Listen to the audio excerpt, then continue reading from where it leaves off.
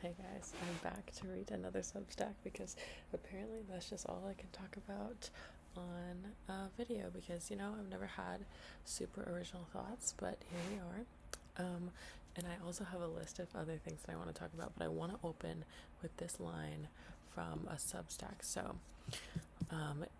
it's called "Maybe You're Not Ready Either," and so I talked about this on my vlog. But I did want to make like a formal video about it just because there's so many things that I want to say, but like nothing could ever encapsulate how deep this really goes. So yeah, like I said, it's called "Maybe You're Not Ready Either" by Antonia Bentel. And so I'm just gonna read a quote because basically she opens it up with saying there's so many different types of ways someone can be quote unquote unavailable, and the different ways it presents itself, you all just kind of like, it's just like a trickle down effect into feeling very like unlovable almost. And so just because it presents in all these different kind of ways, at the end of the day you still kind of feel unfulfilled. And so this is the quote that I kind of resonated with. It says, "There is something strangely seductive about being half loved, about being kept close but never claimed, desired but not held. There's a kind of masochistic thrill to it, like tapping on a bruise just to make sure it still hurts. And it does. That's how you know it's real. This is the part that no one wants to admit either, that emotional unavailability isn't always something that happens to you. Sometimes it's something you choose, consciously or semi-consciously, in a blurry, reflexive way that children of chaos learn to recognize unpredictability as intimacy. Because if you fall for someone who can't love you properly, you never have to find out what it would mean to be loved completely, to be seen, to be chosen, to be known on purpose. So instead, you choose longing, you choose the almost, you date the emotionally unavailable guy like it's your job, or girl, and it turns out you're very, very good at your job." Like, even reading that now, just like sitting here, I'm just like, man, she's saying what everyone else is thinking, okay? Yeah, I mean, it sucks, but you can't do anything else other than like go through it and get through it. So something that I wrote in my blog is that like I'm now in a point in my life where I have been the unavailable person. It's fit like a glove. I've done it like a job. It's nasty. At the end of the day, you feel unfulfilled. But on the other hand, I've also chosen longing like it was my full-time job too. So she like writes that it's like never something that happens to you, right? It's something that you choose. And yes, all these things happen to you, but at some point like you have to take ownership and responsibility for being that person in that relationship, either staying, choosing to keep longing after this person pining, or you have to choose to learn to walk away and to keep going, even though this kind of like faux intimacy was there. And so yeah, I mean, like a lot of the time I'm just left with like illicit forms of bravery, like she was talking about, waxing and waning emotions, waxing and waning exhaustion, but we all decide to love anyway, and that's like speaks to the resilience of our spirit and how we love and how each person approaches each relationship differently. So like I said on my blog, cheers to being gloriously available one day. It will happen one day, because that's what I have to keep telling myself, or else I'm gonna twist and turn and tumble down into a horrible hole where I just feel super unlovable and I'm never gonna get my shit figured out. So there's that.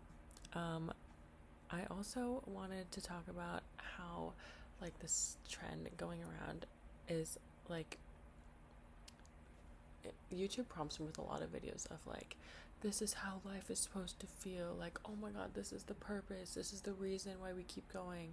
And yes, that is so awesome and inspiring to some people, and I completely respect how much effort goes into these videos and how like seeing the bright side of things is so awesome and great, but it also just like leaves me feeling like I'm missing out on things constantly if I'm not like enjoying the situation or my life to like the fullest extent possible. Because the way these videos work is that like they obviously want to draw you in, and make you feel maybe like inspired or like galvanized to go out in your life and do something great and big and beautiful and awesome. But like life is just like not always going to be like that. And obviously that's a blanket statement for a lot of things, but it's like, it's not, life is not going to be filled with all of those moments where you like feel super hopeful and you want to go out and always experience your perspective this way. Or at least for me, like thinking that way is just kind of like, I don't know, like fake positivity that can be more harmful in the end than like forcing yourself to be happy all the time. Because like obviously forcing yourself to be happy when we're not happy, it's just not helpful, and also it's just not fucking realistic. Excuse my language, it's not realistic. And so like this is how life is supposed to feel videos are just like pissing me off recently. Going along with things that piss me off, moving into the next transition of topics, it was Earth Day recently. Okay, I want to just go outside, say hello to the birds and bees, sniff the flowers, enjoy my time with the earth. Okay, but no, when I go on, okay, this may be my fault. No, I go on Instagram and I see people are posting, this one person specifically posting, "Happy Earth Day, you're so beautiful, I love you so much." This view, POV, you are in your private jet. POV, you are literally in the freaking window seat of your private jet. Like, the earth doesn't like you, sweetie. No. Okay. Sorry, this was going to be a positive video, I promise, but I just had to rant about that because it was making me mad, and I was texting my friend about it, and I was like, this woman has the audacity to be like, "I love the earth so much, you're my favorite person to spend my time with." Like, you are like maybe like a little like the 99% contributor of carbon jet emissions behind Taylor Swift, maybe, just maybe. So yeah, appreciate the shout out to Mother Nature, but she don't like you, girl. She don't like you. Okay, sorry, I had to get that out of there. Okay, another topic that I want to talk about, Prince.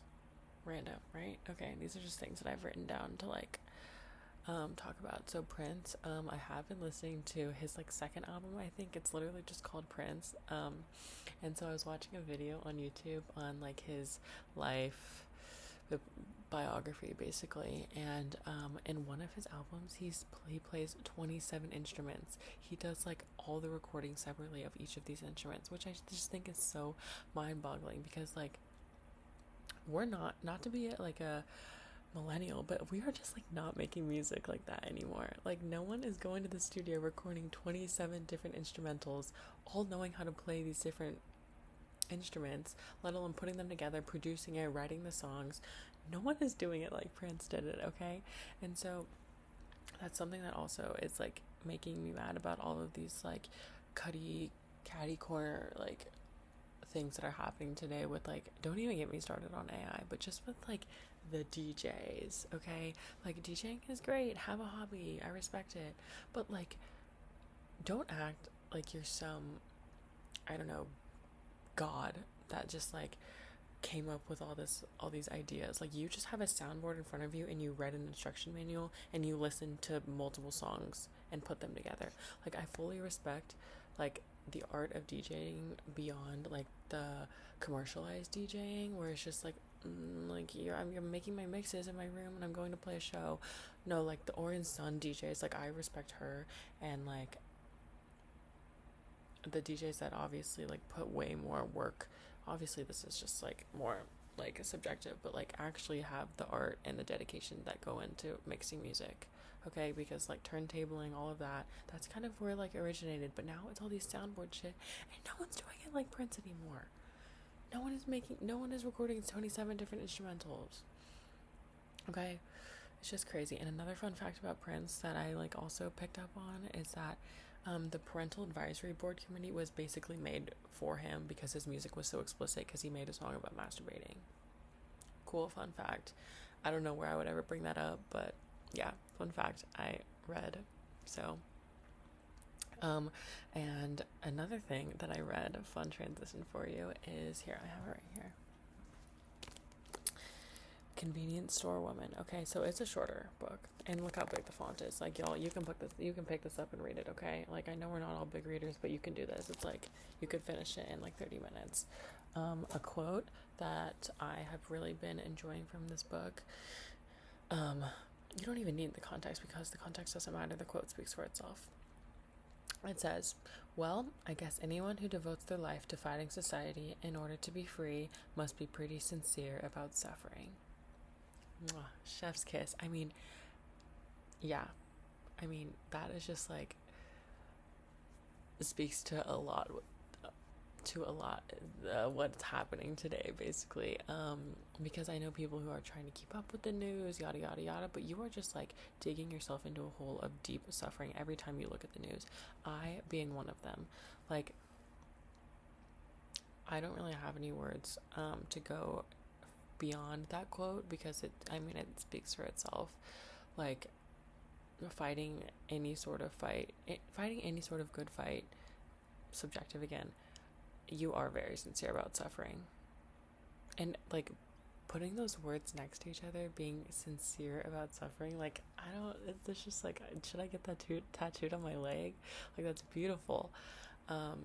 Very more, like, obviously morbid, but true. So yeah, I don't really have anything profound to say about that. I just like the quote. Yeah. And the last two things I want to talk about is something I watched in Noah Miller's new podcast.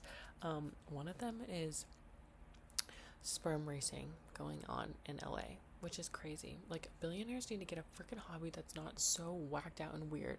Like, just donate your freaking money if you want to waste it on sperm racing, okay? Like, it's exactly what you think. The sperms are running through some little channel, and it's just like, how dense are we now? Like, how...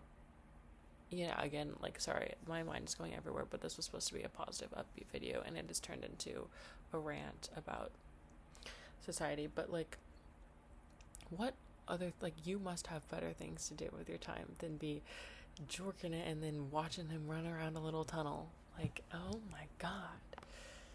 Like, me working my 8 to 3 and then 5 to 10 today, and you're wasting your money sperm racing, like, that's so great. That's super awesome. And then last but not least, the Pope died this week. Yeah, future Helen, I hope you're still mourning. It's sad. I have a very complex relationship with religion, one that I have not fully parsed through myself. So I do want to say that I really loved Pope Francis a lot. And this is not coming from like a religious standpoint, it's just coming from a person-to-person standpoint. I thought that he was a very genuine person, beyond being tied to religion, beyond being the Pope, just like a genuine person. Something that I read recently on Twitter was that some kids would send in a question for the Pope, and he would answer.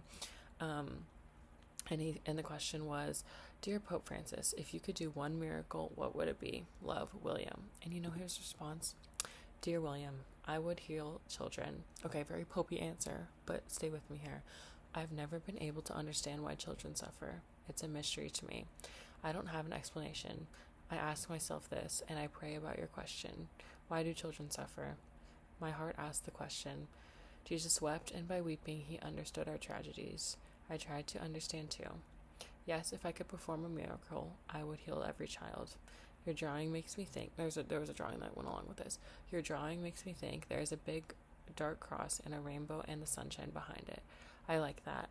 My answer to the pain of children is silence, or perhaps a word that rises from my tears. I'm not afraid to cry. You shouldn't be either. Like, oh my god, don't even like just cross out what I said about Jesus. Like, that by itself as an answer is just so like simplistic, but has so many like complexities to it that it can apply to like everyone, not even this child.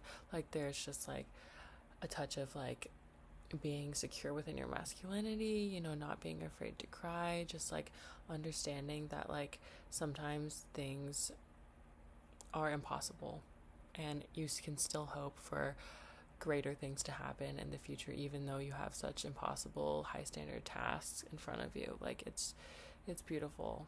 I don't know, it's sad because he did obviously fight the good fight for a lot of people,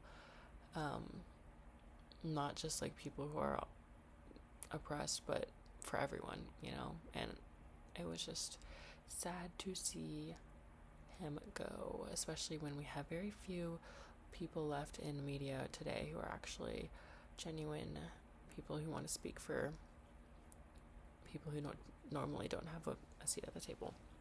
So yeah, I guess I wanted to keep it more positive, but it didn't end up happening. So that's my recent update and things going on and things that I wanted to speak on. I do feel like this is helping me. Hopefully no one else is watching this that I know. Hopefully it can just be like a little secret that I have, because, you know, it is always easier to talk to a random stranger than to talk to people you know sometimes about certain topics and how you're feeling, because, you know, it's always easier to be judged from someone who knows nothing about you than the people who care the most about you. So, I don't know.